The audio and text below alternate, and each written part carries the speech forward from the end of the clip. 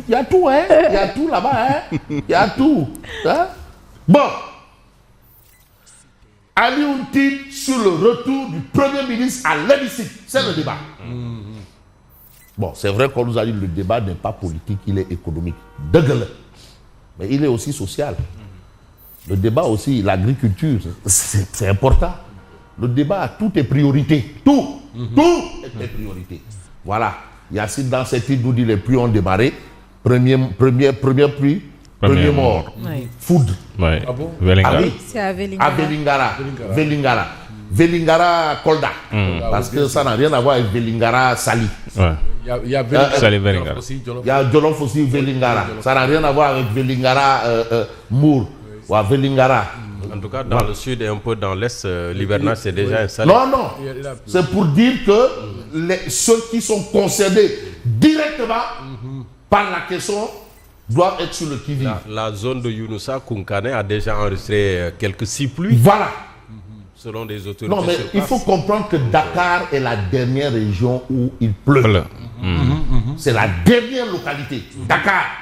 Vraiment, à Dakar, on est narré en termes de pluie. Le pluie. Voilà. Ça aussi, il faut. Et on sait un peu la pluviométrie de cette année. Au regard de cette grande réunion qui se tient à Niamey au Niger, où les météorologues évaluent un peu. Tout, on sait tout. Voilà. On sait tout. Maintenant, ceux qui sont considérés, monsieur le ministre Bespoulou de l'agriculture et autres, battez-vous. Et surtout que les Sénégalais mangent beaucoup de pain. Maintenant, il est parti. Il faut...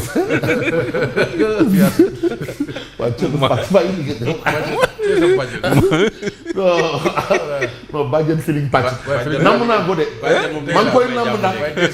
Non, maa ngi koy namu wax dëgg yàlla moom Badiane feeling patch moom. maa ngi koy namu. Badiane ak Mabouba. waaw ak Mabouba. ñaari moom di laaj. Non, monsieur le président. une dérogation waay. Oui. Badiane ak Mabouba. Oui. As. waaw vraiment. Il faut les laisser tranquilles. Non, ces deux-là, vraiment, j'ai leur nostalgie, quoi. Il faut. Bon. Ali Oudtine sur le retour du Premier ministre à l'hémicycle. Ousmane Sonko a commis une erreur. Et qu'est-ce qu'Ablaye Wade nous a appris des erreurs en politique? Ça, c'est très caché. Ça n'attend pas.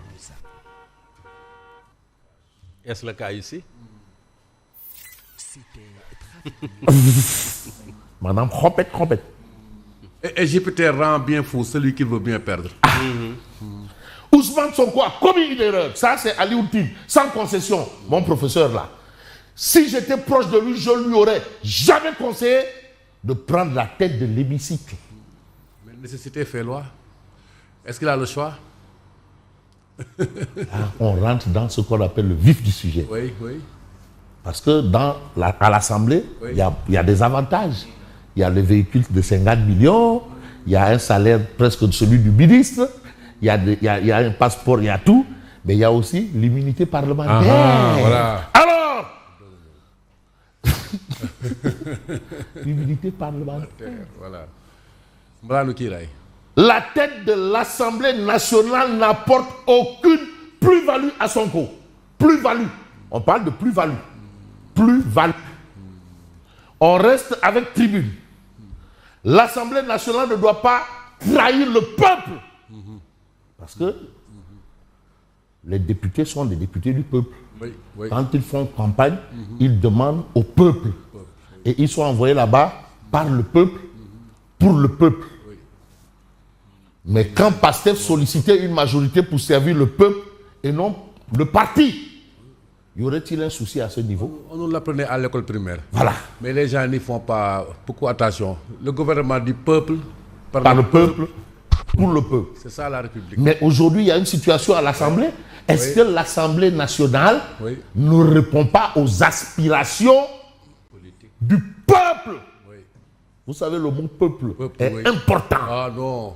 C'est Vox Populi, Vox Dei. La voix du peuple est la voix de Dieu. C'est ce qui est dit. Et aujourd'hui, l'Assemblée nationale ne doit pas trahir le peuple. Est-ce que cette Assemblée est en train ou serait en train de trahir le peuple? C'est une interrogation.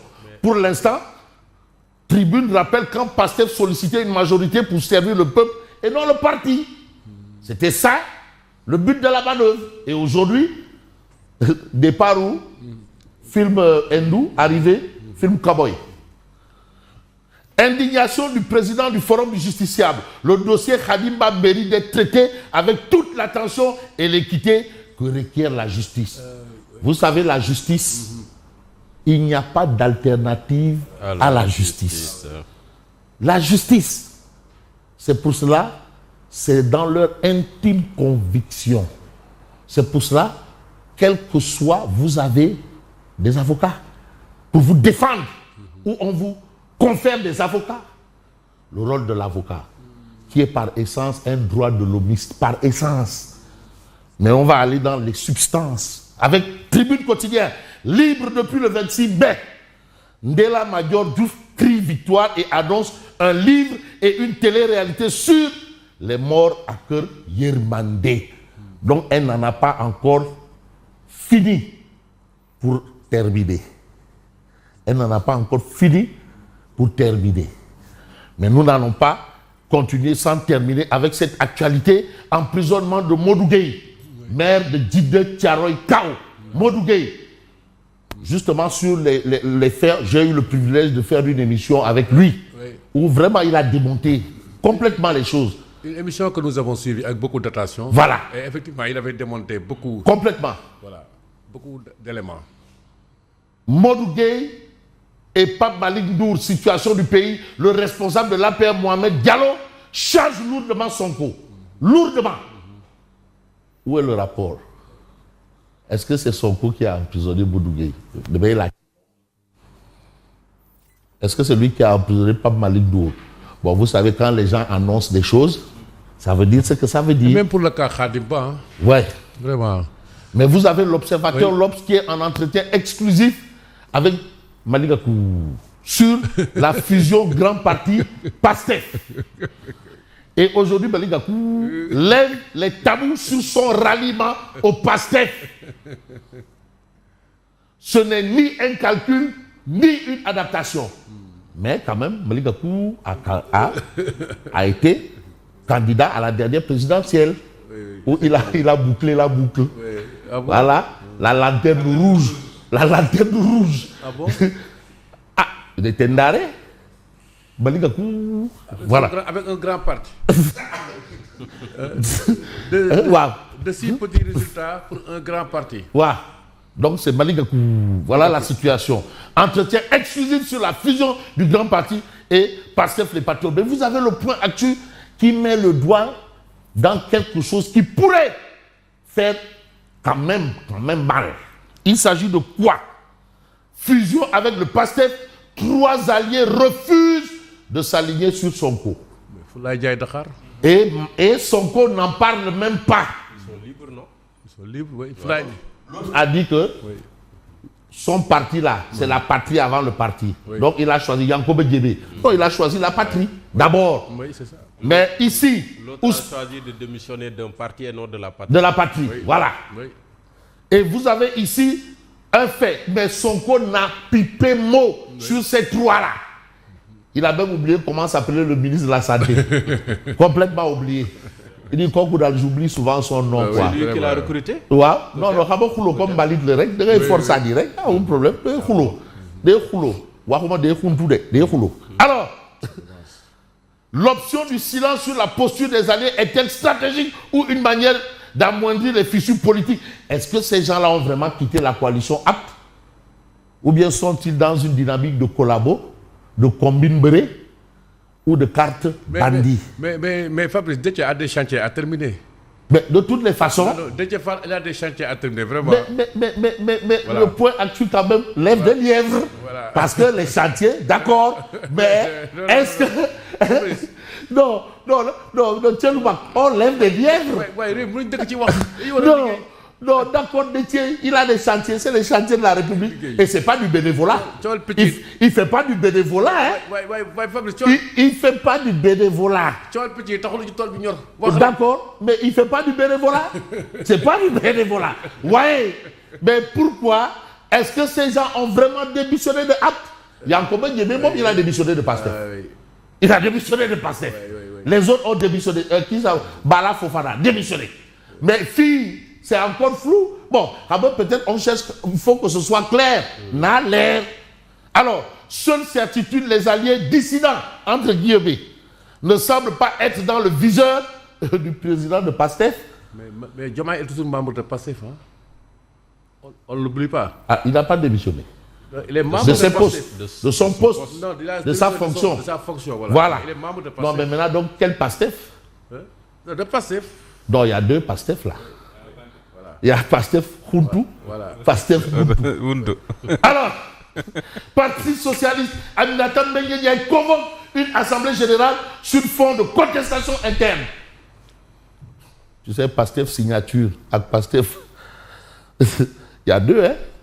Mais de toutes les façons, si on évolue, on va essayer d'évoquer le journal Les Échos. Requête des députés contre la réintégration de Sonko.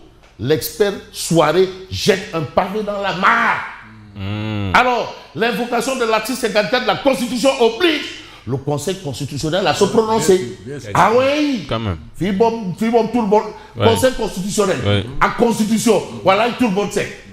Depuis le ping-pong de 2024, là, les gens ont compris c'est quoi le Conseil constitutionnel, c'est quoi la Constitution. Ah là, c'est clair. Voilà. La demande de suspension de mandat de Sonko est nulle et non avenue. C'est l'avis de Alioune Souaré qui est expert sur les questions parlementaires. Ouais. Il reviendra à Diomaye de saisir l'Assemblée si les 7 sages retirent à Sonko son mandat. Voilà des faits. Mais il y a aussi affaire Mansour Faye. La commission d'instruction traîne toujours. 7 mois après la clôture de l'affaire, c'est le statu quo. Une ordonnance définitive toujours attendue, soit un renvoi, soit un non-lieu. Alors, qu'est-ce qui bloque? Pourquoi la commission a rangé le dossier dans les tiroirs depuis lors? Il faut quand même avancer, quoi. Si on n'avance pas, on fait quoi? Mais on recule. Mais voilà un cas, un fait. Qu'est-ce qui se passe? Mais il se passe quoi? Mais il se passe probablement, ou peut-être d'après le peuple quotidien, que Macky Sall, apparemment, peut faire mouche.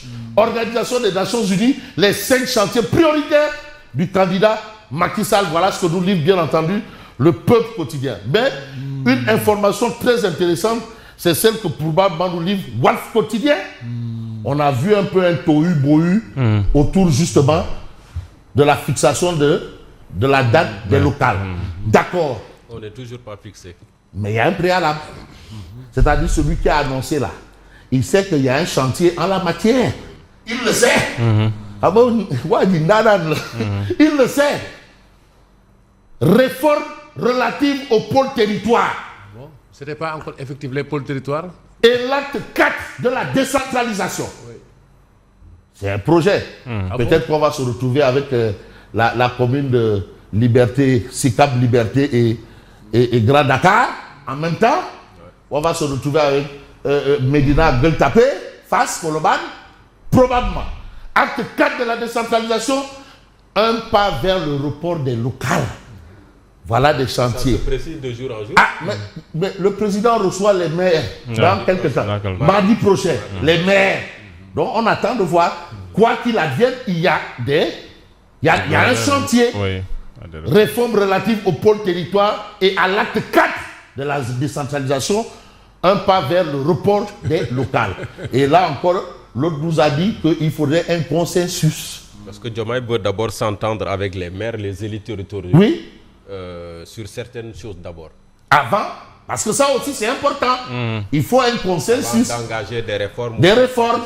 Et consensus, on sait que ça ne veut pas dire unanimité. C'est ça. En attendant, merci. À demain. Passons au journal.